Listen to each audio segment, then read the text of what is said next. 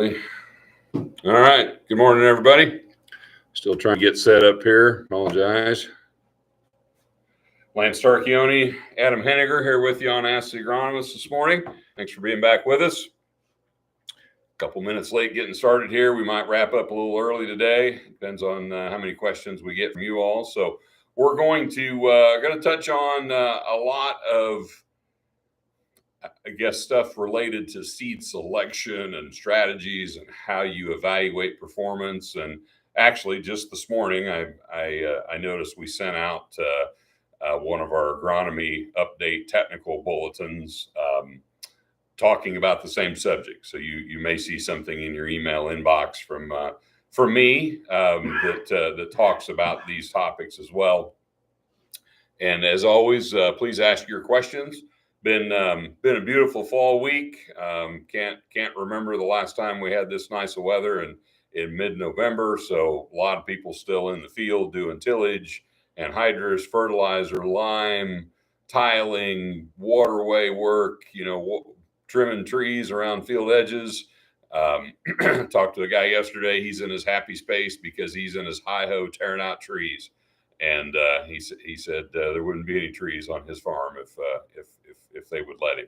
So a lot of opportunities to do a lot of stuff out in the field. Enjoy the weather. This is kind of the last unseasonably beautiful day, but the next several days are certainly nice as well. But change coming later in the week. I think Adam said you've got a 16 night coming up there towards the end of next week, I believe, and some chances of rain early next week, which would be welcome by some. We were just having a conversation about, sometime between now and next summer, we're going to need a lot of moisture. And, some people had pretty good rain there at the end of October and first week of November. Others kind of missed out on that. So I was a little surprised. Adam and I were just chatting before we kicked it off here that, he had, maybe a few tenths from all that rain. I had about 1.5 inches at our place. So we actually got, for a guy that wasn't done with harvest yet then, it was wet enough. I was getting nervous. I wasn't sure when I was going to be able to finish harvest there the first week of November. So some places have had some pretty good rain, enough to settle some of the work ground and get enough moisture back into that ground to be able to, get anhydrous to seal well. Other places probably not. So if you're wanting to run ammonia on worked ground, and when I say worked, I mean, chiseled primarily. If all you did to it was vertical till it, I would guess you probably still got enough moisture there that would seal up okay. But if you've got rip ground that you're wanting to run ammonia on yet this fall, might be in a situation where you need to wait for some rain to get enough moisture in that soil to make sure that you're not losing any of your nitrogen. But first thing we want to touch on today was our Yield Chaser banquet, which is coming up in February. And the way you get invited to the Yield Chaser banquet is you submit an entry to our Yield Chaser yield contest. And I think there's some folks out there that probably haven't had time to send in their submission. Maybe you don't know how to send in a submission. Maybe you just chose not to because you know that to win, you're going to have to be over 300 bushel of corn and probably over 100 bushel of beans.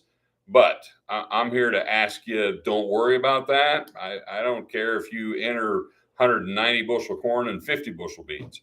Getting an entry in is what gets you your ticket to join us at the banquet, gets you entered to, win some prizes that we'll give away at the banquet. Some of the prizes are associated with, having the highest yield. Some might just be door prize type things that even if you come, you've got a chance to win. Going to be a good meal. We'll have a good speaker. We're still working on lining up our program for this year. Last year we had Dr. Belo. This year we're looking at a couple other optional speakers, but we're committed to having a high quality speaker for the program. Be a good meal. We're moving to more of a central Illinois venue this year, north of Springfield. What's the name of that place, Adam? It's at Paul's Tree Farm, north of Springfield, but that's not what it's called. It's remember the name of the venue. It's that's where it's at. It's one of those wedding type places. Nice place. Yeah, it's a nice place. It's one of those barns out in the country where people spend money to get married. So it looks like Jennifer's texting somewhere there, Adam. She's probably telling us the answer to that question. She's probably screaming right now that you and I are both fumbling this so horribly. No doubt. So I guess if you want it done right, Jen, you just need to be here, I guess. So Paul's Paradise Wedding. There you go. Yep. See, that's right next to Paul's Tree Farm. If you called it Paul's Tree Farm, you couldn't charge as much. But Paradise and Wedding Venue, you can get a little more out of that. So nice place off of I think that's off of 97, right? Well, 125. I think not far from 97. It's running with 97 there, I think, maybe even. But yeah, just north of Springfield. You probably noticed the tree farm. There's lots of signs up there. February 7th, right, Adam? Yes. So February 7th is the date. Still working on the program. The way you get invited is you submit an entry to Yield Chasers. Easy to do, right now, unless you've already weighed your entry and you saved your weight, the way you're going to enter now after the fact is with the climate option where you draw a minimum 10-acre field region in climate, and you're allowed to pick the best 10 acres you can find in the field. We're going to trust that you're honest. We're going to trust that your yield monitor was calibrated. And I would suggest, if you know your yield monitor was off, we don't want to encourage any cheating. Do a post-harvest adjustment on your field yield with actual yields after you get settlement sheets back, bin measurements, whatever, and you know exactly what came off of the field. Do your post-harvest adjustment in climate. Make sure your data is accurate. We're going to trust you on that. We're not giving away millions of dollars here. So, we operate on trust. And we're going to trust that the people are being honest, and our prizes are not big enough to encourage cheating. So be honest, submit those entries. If for you dealers that are listening, work with your growers to get them entered. For you growers that are listening, if you don't know how to enter, talk to your dealer, talk to your FSR. There are people out there that will help you get entered. It's super easy. All you got to do is generate a PDF report out of climate and electronically send that via a link in an email to I don't know, Adam might be able to post that link maybe in the chat here at some point where you submit those entries to. But again, if you have questions about it, talk to your dealer, talk to your FSR. My ask is we would love to have 200 people there. Obviously not everybody's going to win the contest, but it's going to be a good meeting. It'll be a good program. Cal and I will be there talking about some agronomic stuff and kind of a season recap. Can't really announce who our keynote speaker is yet, but all the people we've got on the wish list would be awesome.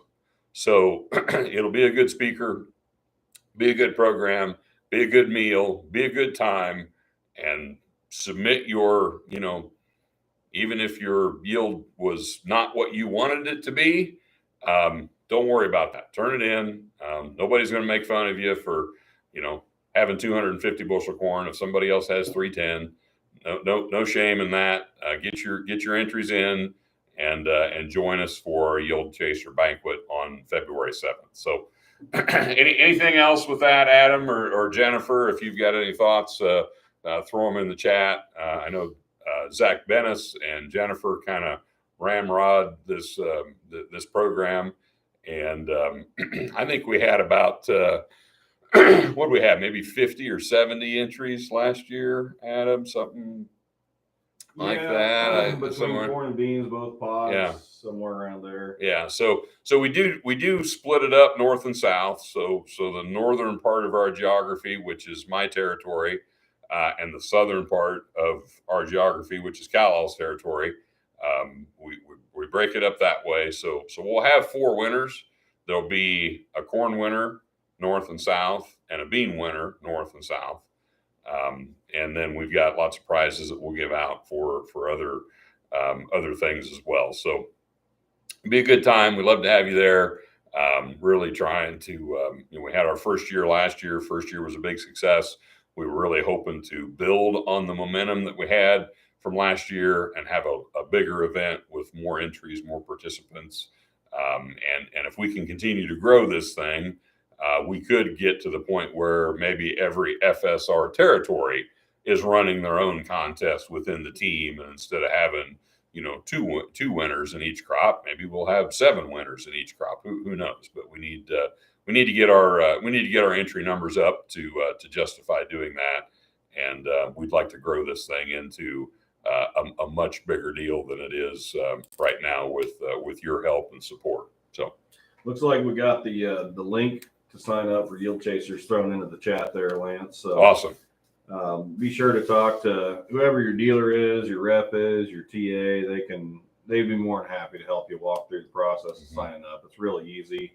We're going to try to put together a little video and put it on the channel that basically walks you through how to do it. Real simple. If you got climate field view, it's super, super simple. You just need climate field view, the best spot on your whole farm as far as yield, and this link, and that's about it. Yep. Pretty easy. Yep. So. The only thing we ask is, so some sort of, semi-regular, maybe you can make it a rhombus. Maybe you could make it a little bit of a octagon, but no amoebas. Don't like give us a field region report that looks like that. Some sort of kind of normal parallelogram is all we're asking for. 10 acres in size, but you can pick the sweetest 10-acre spot you can find. And by the way, I do recommend.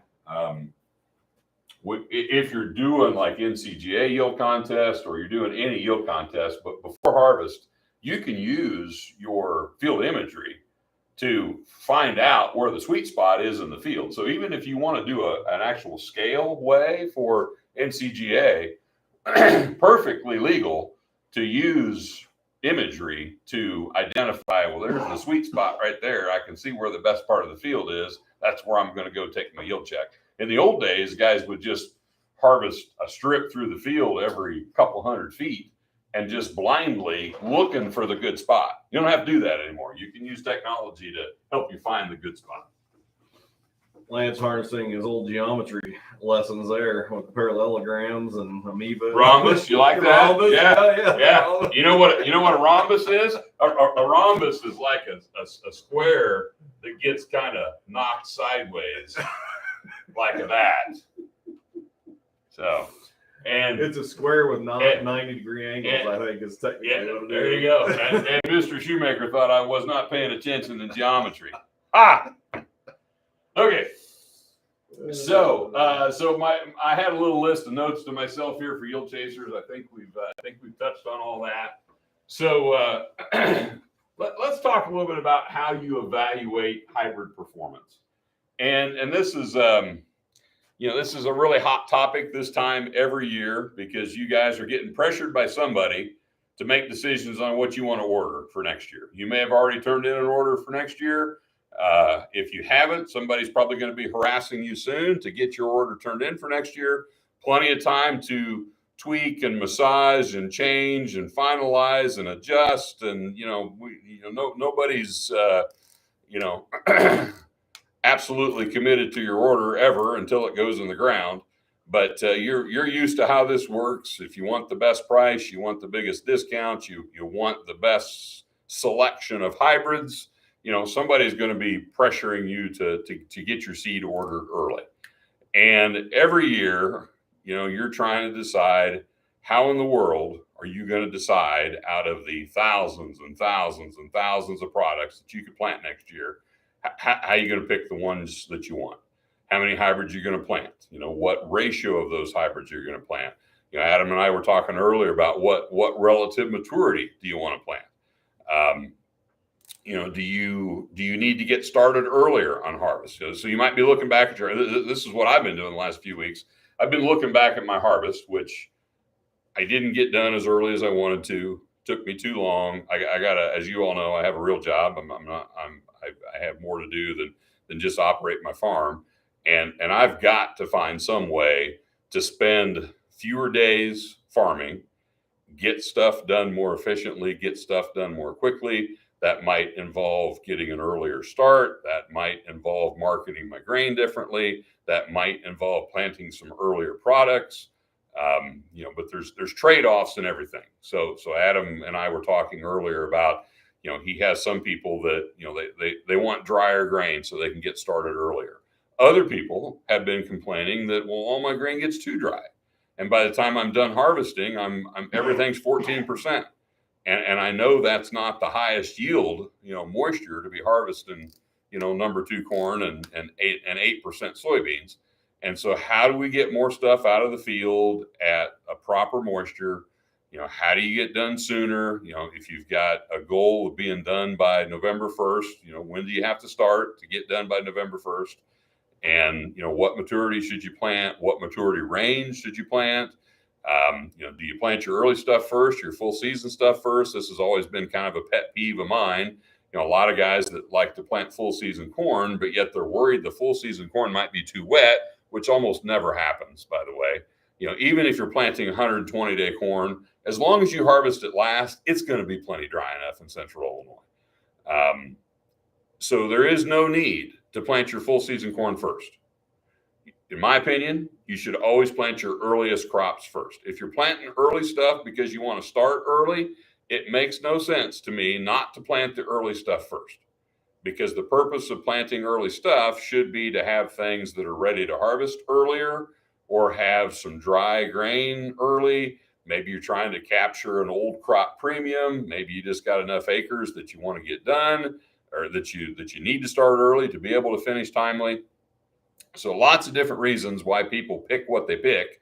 You just got to have you need to have a reason, I guess, for what you're wanting to select. And as you're talking to your dealer, talking to your FSR, talk through all that stuff with them. And, if you don't need 106-day corn, I wouldn't plant 106-day corn. If you don't need Group 2 soybeans, I wouldn't plant Group 2 soybeans. Generally speaking, there's exceptions to every rule, but generally speaking, yield is maximized with full season products. And it only makes sense. Yield is converting sunlight into protein in the case of soybeans, or starch in the case of corn. You harvest the most sunlight out of plants that are living the most days through the growing season. So a product that is a 116-day corn is going to be photosynthesizing more days out of the year, harvesting more sunlight than 106-day corn. I've seen 106-day corns beat 116-day corns about 2 times out of 100. It just doesn't happen very often. If you've got 106-day corn that's better than your 116-day corn, that's kind of weird. So generally speaking, you're going to give up some yield to get that early start. And if you don't get on that early stuff timely, if you let that early corn dry down to 16% in the field, you're going to give up even more yield difference. So I challenge people all the time. I mean, we are known for dry down in corn. Our corn is going to be the driest corn in the marketplace. Sometimes it's too dry, to be quite honest with you. And we need to get guys to plant more full season corn. If you don't want to start corn harvest by Labor Day, you probably don't need to plant a DeKalb 110. 114 might be early enough for you. Now, if you want to be picking corn by Labor Day, you're going to need to plant some earlier stuff. And those are just things that varies for different people. Do you have storage? Do you not have storage? How many combines do you have? How many trucks do you have? How long does it take you to harvest? It just, all that logistical stuff, everybody's different. And we got whatever you want. We would like to help you work through what makes sense for your farming operation. But just be aware that typically speaking, if you're going to go earlier in corn or beans, you're going to give up some yield. But it's really difficult to get all the work done if you don't plant a bean earlier than a 3.6 and a corn earlier than a 1.14 for a lot of folks. So there's trade-offs with every decision.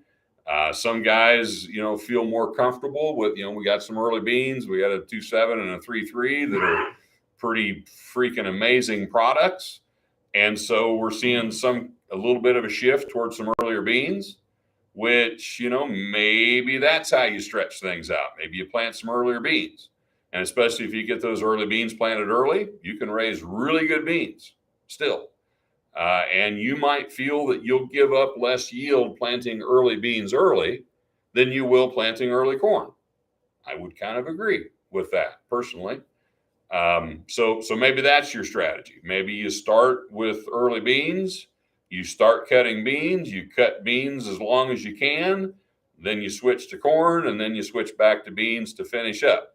The risk with that is, you might be like me, you might have beans yet to harvest in November, and sometimes that gets a little sketchy. So it just depends on what works best for you and your operation. But let's go back to how we assess product performance. So there's there's a few rules that I like to harp on every year. Rule number 1 would be multiple year data. Rule number 2 would be as much data as you can get your hands on. Rule number 3 would be do not, as best you can, overreact to what just happened this year. Every year is different. How many of you have heard me say this was a weird year? Every year, we probably say it was a weird year. This year was weirder than most previous weird years. So I feel highly confident in saying that next year will be different and product performance will change from one year to the next. It would be nice to have products that perform the same every year. There are some products that tend to be more consistent than others, but the ones that tend to be the most consistent from one year to the next often are never the best. And when you chase the best, sometimes you end up with products that can have a little more bounce in them. So what I did here was a comparison between 2 years. So this is the 2022 column. This is the 2023 column. So I think you will acknowledge that there is a big difference between 2022 and 2023. Sometimes we had exceptionally different weather. We were at different yield levels in some cases. Some people had as good a corn crop in 23 as they did in 22, but that was not the norm. Some people had as good a beans in 23 as they did in 22. Some people had better, some people had worse. It varied. This exercise this morning is just corn. We could do the same exercise with soybeans and we could see the same trends. So this number here for each product is the yield advantage, or there's a few disadvantages. So if it's got a plus in front of it, that means that this product, in this case 5982, in 22 was 5.5 bushel better than everything we compared it to, plus or minus 3 days relative maturity. So when I run this, that would mean we would compare 5982 to everything we compared it to from a 106 to a 112. And if you're curious to know, Adam, I'll let you guess, how many individual different, and this data is a 100-mile radius of our team. So this would encompass a lot of Illinois, northeastern Missouri, southeastern Iowa. Just drew a big circle, found the center point of the West Central Illinois sales team, went a 100-mile radius around that center point of our sales team. So, Adam, quiz question. How many different individual products do you think we compared 5982 to within that 100-mile radius in 2022? This includes all breeding sites, which are a lot of stuff at a breeding site, small plots, lots of products, all of our commercial trials, side-by-sides, everything. Cast a wide net. I'm going to guess 30 products. Okay. I asked the question wrong. I don't know how many products this is. I know how many comparisons this is. Oh, comparisons. Yes. Oh, Yes. Okay. So it's a big number. Yeah. Comparisons, not. I'm just thinking. So Adam's thinking like 30 different hybrids. Yeah. It's probably a lot more than that, but some hybrids we might have compared one time. Some might have been compared 100 times. Right. So number of comparisons. I'm talking number of comparisons, not number of products. I'm gonna say 1,000. Okay. 3,324. That was way off. So in this geography, we compared 5982 3,324 times to other stuff, competitors, ours, everything, all between 106 and 112. And on average, it was 5.5 bushel better than those 3,324 other things that it got compared to. And again, a lot of those things might have been compared one time, which is meaningless as an individual head-to-head.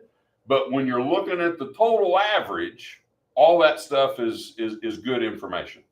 And you might say, well, yeah, but that wasn't on my farm, or it wasn't even in my county. Well, hell, it wasn't even in my state in some cases. There's stuff from Missouri in there. Who cares about that? Every year's different. Cast a wide net, 100-mile radius of where you farm geographically is a pretty small area. Illinois is 600 miles north to south. So a 100-mile radius around central Illinois, I would consider that to be a relatively small geographic area to be pulling data from. And the power of this information is the 3,324 comparisons. Now, if I had 3,324 comparisons from your township, well, that'd be nice, but that's not going to happen. And if you get really focused in narrow on your farm, your county, your township, your whatever, this number is going to go down to 117. Right. And you're just not going to have as much data to look at. And to be honest with you, like you said earlier, it gives you a better inclination, a better inference space is what we call it, as to what, given the fact that this year is different than next year, is different than the year after that, having that variability of not being that specific to your township, like for example, and having that 100-mile radius, that's a good thing. That helps you recognize stability in a product. Yep. And so let's look through this list. You'll see some things that changed quite a bit. So here's a product that changed 10 bushel, relatively speaking, from one year to the next. Here's one that changed 10 bushel, relatively speaking, from one year to the next. Here's one that changed about 7. Here's one that changed about 9. Here's one that changed about 10. So you'll see products vacillating back and forth.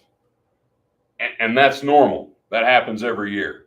What we have to guard against is overreacting to what just happened. And I'm going to use two hybrids as an illustration of that. So 6595 and 6618. I love them both. Both good kids. In 22, 6618 was significantly better than 6595. And we saw a shift. I mean, it was noticeable. We sold a lot less 6595 in 2023 crop year than we did in 2022. 6595 is not a new hybrid, several years old. It was not as dominant in 22 as it normally is. And a lot of people started to think, it's getting kind of old. It's getting kind of tired. You guys got all this newer stuff. Seed guys tell me all the time, I need to plant the new stuff. So I think it's time to start moving away from 6595. And then what happened in 2023? 6595 was by far the better of those two hybrids. Now, neither one of them were bad in either of those years, but relative to each other, they changed quite a bit. So 6595's yield advantage in 22 on an average was 7.1. Nice yield advantage. 9.6. In 23, it was 9.6. So that's not a huge delta. That's one of the things we love about 6595, one of the most consistent hybrids we've ever had. But let's look at 6618. 11.6 and 2.8. Plus 11.6 plus 2.8. So the difference between these two numbers here is what got people really spun up on 6618.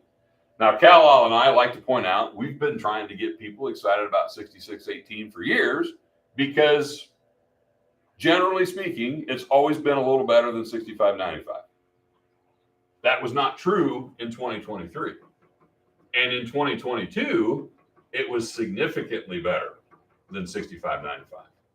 So this product was perceived to have had a weak year relative to normal for it. Like I say, it wasn't bad, just wasn't as good as normal. This product got everybody's attention in 2022. This product was sold out. This product we had plenty of. That's the other thing that happens when things surprise people. If something is not as good as you thought it would be, suddenly we've got gobs and gobs and gobs of supply. If something was way better than you thought it would be, that's where everybody rushes to. We sell out of that product quickly. And so that just frustrates and drives people crazy. So, what would have been nice would have been if we could have convinced people to not shift from 95 to 18, stay with both of those products in some reasonable proportion. And that's what some people did. Some people made a shift. Some people backed away from 95. I don't think anybody planted more 95 in 23 than they did in 22. Now, there's going to be a lot of people that plant more 95 in 24 than they did in 23 because of the really, really strong year that it had in 23, which that might not be the right thing to do either. It varies every year. That's why we talk about planting a mix. How many products are you willing to plant? A lot of guys, 4, 5, 6. The statistics would say, I think the average grower, is planting like 4 or 5 hybrids. I know guys that plant 10. I know guys that plant 3. The more hybrids you plant, I think the more balanced and consistent you will be from one year to the next. You get into arguments about, well, do I need to diversify across brands? I don't really think that brand diversification is all that advantageous. When you've got a deep lineup of really, really good products, I don't think you need multiple brands to, have good diversity on your farm. But that somewhat depends on what brands you're planting, whether that's the case or not, because some brands sell the same stuff, some don't. That's one thing that we like to brag about with DeKalb is that you're not going to get one of these products in another bag. So you've got good diversity there. And, if you're planting 106-day corn up to 120-day corn, you're going to get a lot of diversity of products with that RM spread. If everything you plant is between a 112 and a 116, well, that's compressing things together. There may not be as much genetic diversity in the hybrids that you're planting. So those are all factors to consider as well. But do your best to, not overreact to what just happened on your farm this year. I'll pick on, kind of the poster child of a tough year for us was 6270. 6270 had a strong 7.8 bushel yield advantage last year, and it slipped to a 2.3 bushel disadvantage this year. So there was about a 10 bushel swing there just from 22 to 23. And that's due to environment. That's due in a large case to crown rot, premature death, plant health issues. You may have had 6270 that you say was vastly different than that. This is go back to my numbers here. So this is there's 3,982 head-to-heads in that number, and there is 3,728 head-to-heads in that number. So a lot of data. And I'm going to put a lot more faith in 3,982 and 3,728 comparisons versus one comparison that you might have seen on your farm, even though I understand if it happens on your farm and you see it and you're the guy sitting in the combine when it gets harvested, it might mean more to you than 4,000 plots does. It shouldn't. And I would challenge you on that if it does, but it is really, really hard. It's kind of like when the judge in the courtroom tells the jury to disregard something they just heard. It's hard to unhear something. It's hard to unsee something.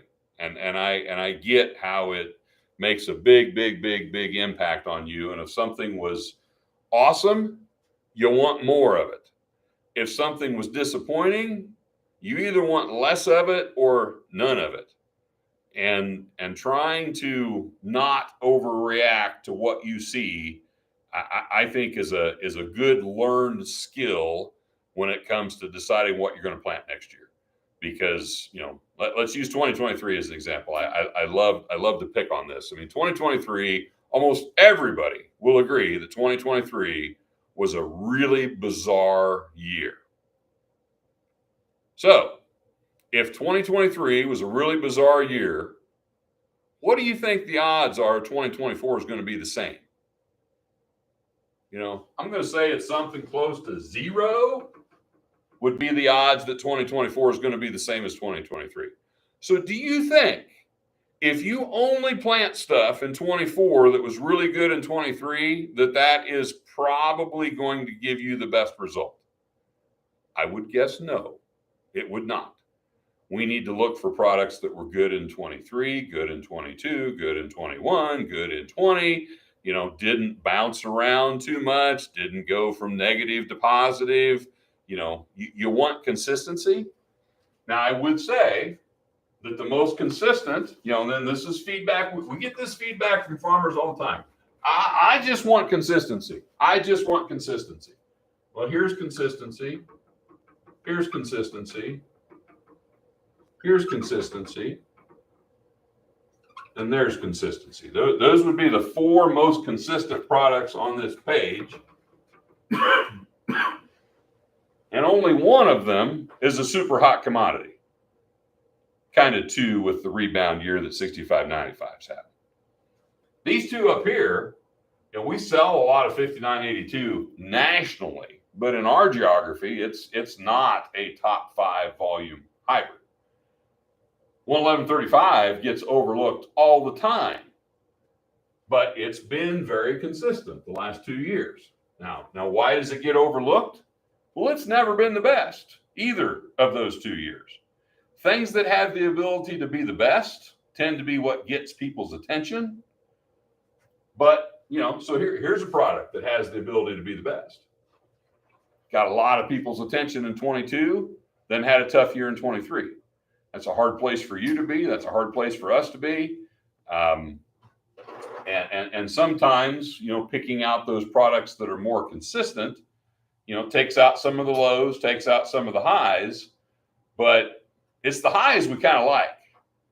We try to manage and minimize the lows, but if you're planting stuff that has the ability to be the best, there are environments where it, could also be the worst. So again, it depends on, what's your philosophy? Are you willing to give up a few bushel of yield potential for something that's more consistent? Do you just feel like chasing yield is the best thing for your operation? How do you pick products? How do you evaluate products?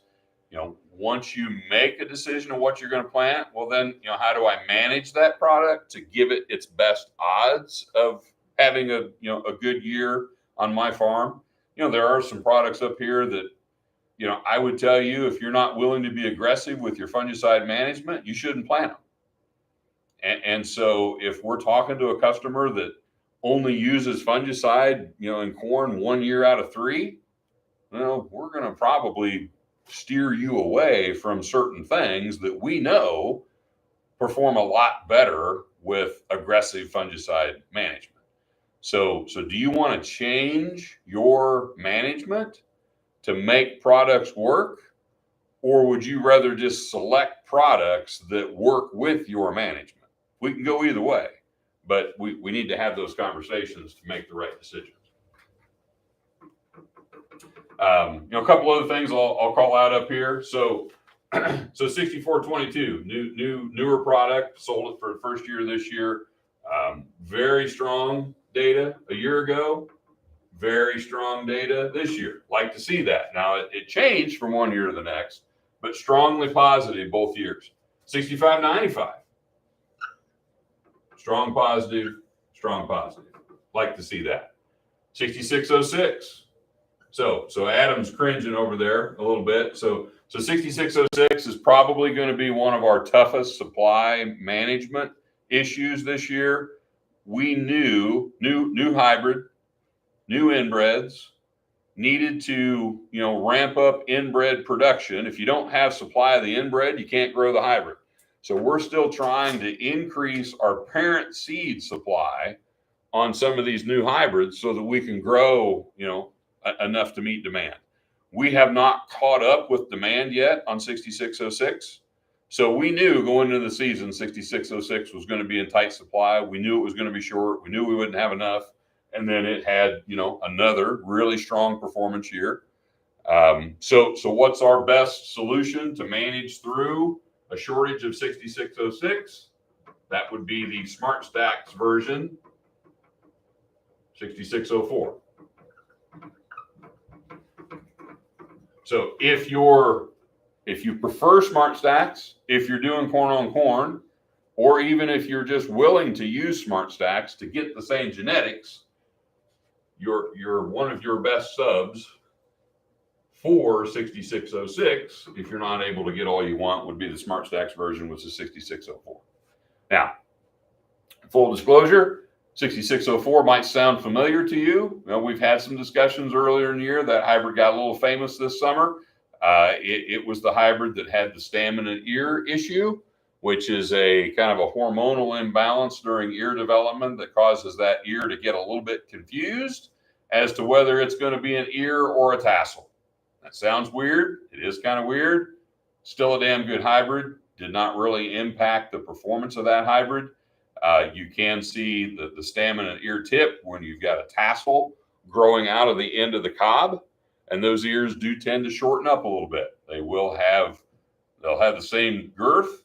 They'll have a little less length. They will have huge kernels and still has very, very, very strong yield.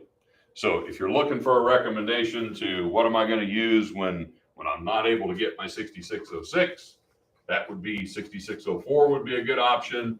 6595 would be a good option. 6618 would be a good option. Lots of, 6422 would be a good option. Lots of good options there, but there's always going to be something that's a little bit limited based on our ability to produce it, based on windstorms, based on you have production challenges on your farm. We have production challenges in our seed fields because they're on somebody's farm. So sometimes bad things happen, and we just manage through that as best we can. So Adam, I looks like you're doing something over there. You got a point you want to make or observations? I'm just running some numbers on one year to the next, like the range of variability. The 2023 had range of variability of 17.4 bushels. 2022 had 10.1. Yeah.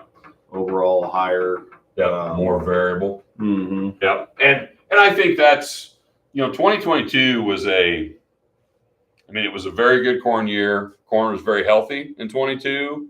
We really had very little impact from disease. 23 was a more heavy disease impacted year, not necessarily foliar diseases. Still had very little tar spot. We had very little gray leaf spot. We had no southern rust to speak of, even very little common rust, very little northern. From a foliar disease standpoint, 2023 was very healthy. But we had a lot of anthracnose, we had a lot of fusarium, we had a lot of crown rot, we had a lot of stalk rots, we had a lot of cannibalization of plants going through grain fill, and just a very, very, very different growing season in 23. And we saw products that were challenged by that late season health due to that stress of going through cold, wet soils after planting with early planting, followed by, pretty severe environmental stress during grain fill, which tends to kind of be the perfect storm for crown rot, stalk cannibalization, and other stalk and root issues. Don't have the overall average of what the yield environments were for all this information here handy, but your average for 2023 was 5.14 and 2022 was 10.09 to kind of go along with the range. 2023 you basically had a bigger range of advantages and a smaller average, where 2022 you had a bigger range, or smaller range, I'm sorry, and a bigger average.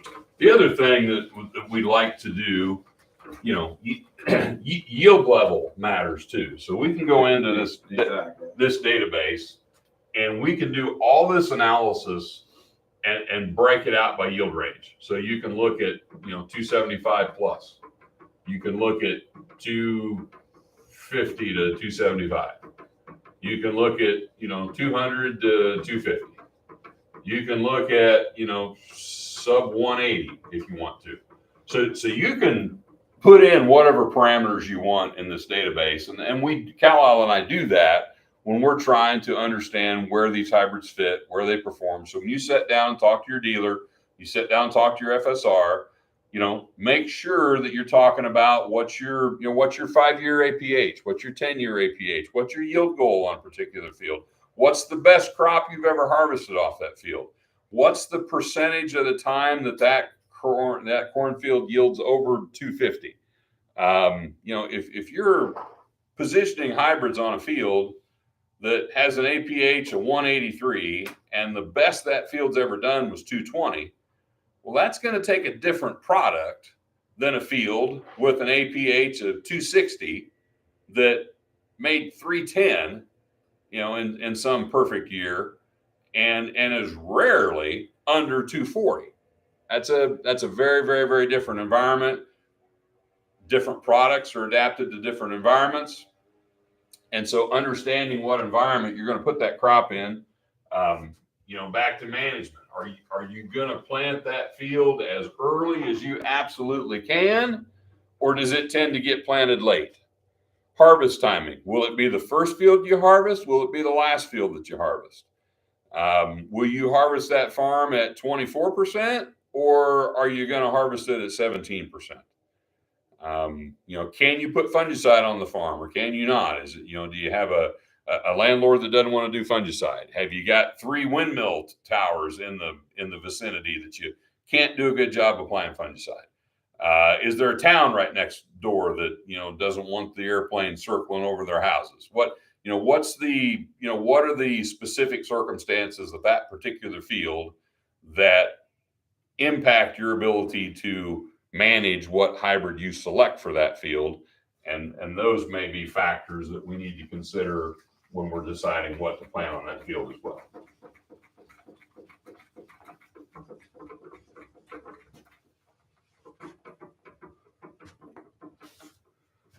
Okay, we could do if I'd had time to run some more data, we could have done the same exercise on soybeans. And I would say, just since we got a little time here, let's talk about beans a little bit.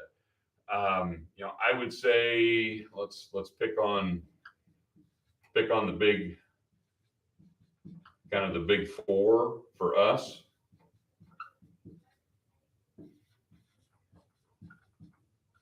Would be these 4 soybeans. All 4 excellent products. If we compare 22 to 23, I don't have the numbers with me, but I know this is the case from looking at this and observing things.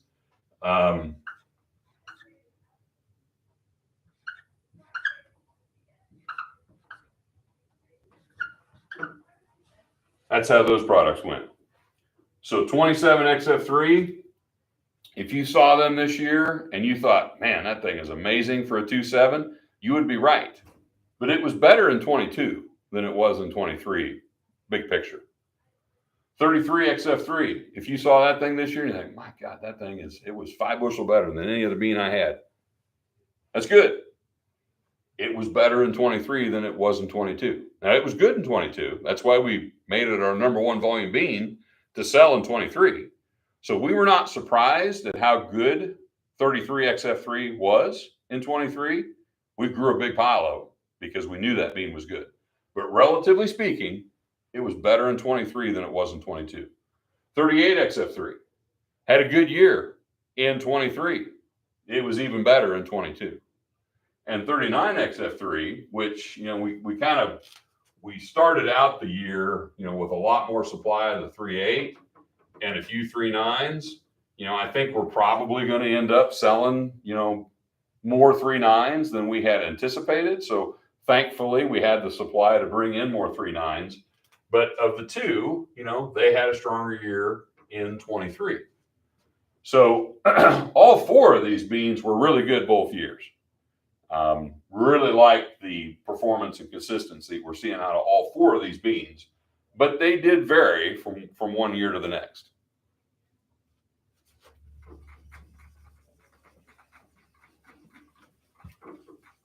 Guessing nothing in the chat, Adam, or you probably would have stopped me by now. No, been quiet in the chat. All right. Okay. So I'm boring everybody to tears, and you're all out there working. So I know a lot of our viewers like to watch the recorded stuff later, and we still struggle with trying to get a bigger live audience so we can have more interaction, more chat.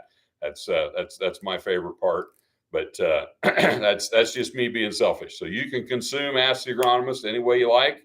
Appreciate all of you for joining us here live this morning, and appreciate those of you that are going to watch it recorded later. Our next date, I think, is November 30th. Yep.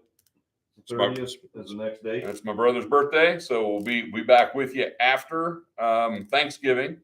So everybody have a... We're going to have Dr. Below. Oh, thank you. Thank you. Forgot that. Yeah. So we are going to continue the tradition that we started last year.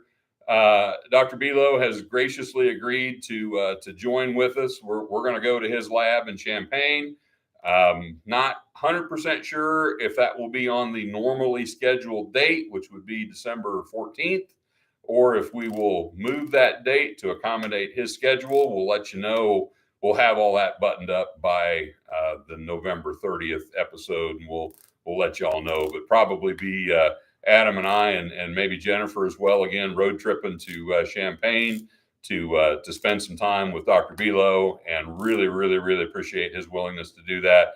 He'll be talking about his research from 23, probably talk about, his work he's done on shortcorn, and always a good time with Dr. Below, and really appreciate Adam having a good relationship with Dr. Below, so he can help us get that stuff set up. So thanks for reminding me of that, Adam. And we'll do our giveaway at the end of the year. Don't have any details on that yet either, but that season finale episode live from Champaign with Dr. Below as a guest host, I'd love to make that our tradition as long as we do this. So always a good time. The only other thing I got to add before we end is you're getting into the nit and gritty, down and dirty of talking hybrids and products. Hopefully you got an order in already generally, but we do have a lot of product videos on this channel. So if you go to the channel, you and Kal and Jennifer and the crew all put in a lot of good time and effort trying to describe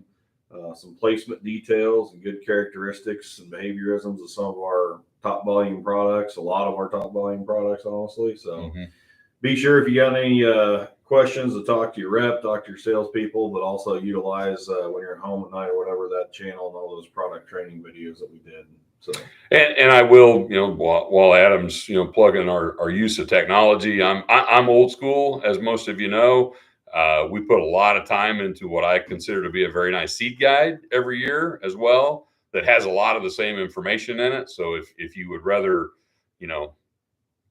sit in your living room in the evening in front of the fire and look at it in book format, a lot of the same information would be found in our seed guide as well. So thanks everybody for joining us here this morning. We'll go ahead and sign off. We'll see you in 2 weeks on November 30th. Have a very blessed and prosperous Thanksgiving.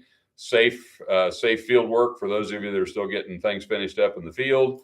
And hopefully by the time it rains, everybody's got all the work done and we can just kind of retire for the rest of the year from a field work perspective. So take care. We'll see you in a couple of weeks. Thanks.